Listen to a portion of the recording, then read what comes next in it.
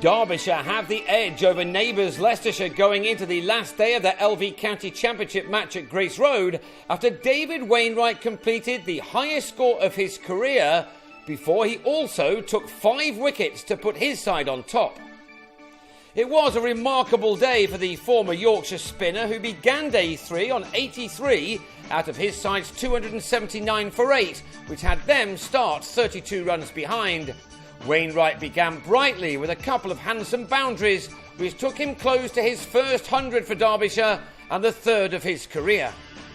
35 minutes into the day, he swept James Sykes over square leg to reach 3 figures off 188 balls on a pitch where a number of batsmen have struggled.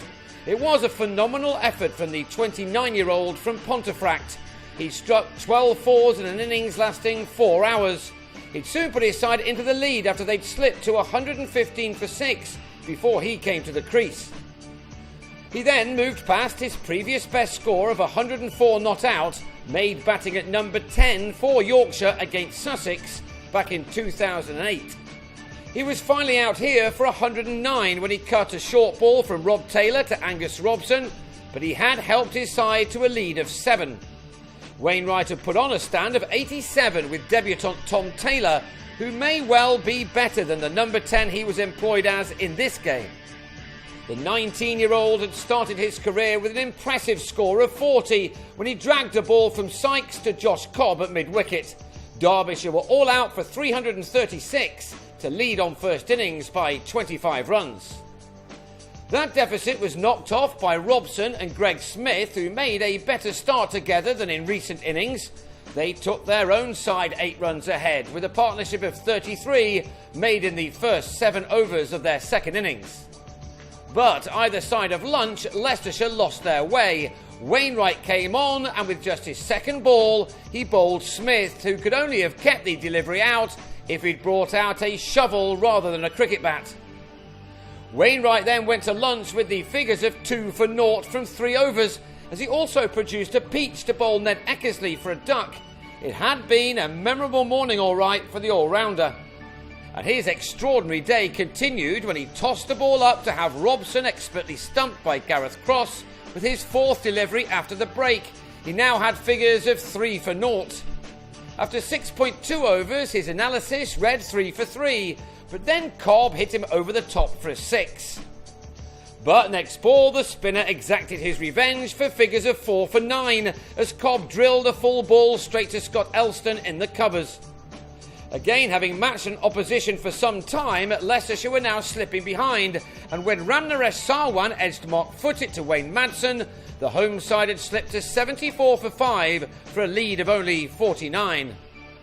Madsen would have been delighted with his day, but he then dropped Rob Taylor to deny Tony Palladino a wicket.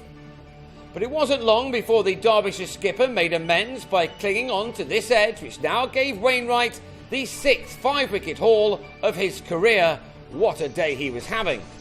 At 113 for 6, Leicestershire's lead was just 88, but after tea, Niall O'Brien tried to redress the balance as he again looked in good nick. His second half-century of the match arrived off his 100th delivery.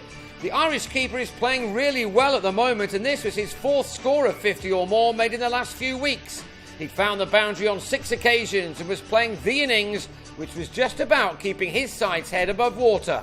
He now needed someone to stick with him, as Taylor had done with Wainwright.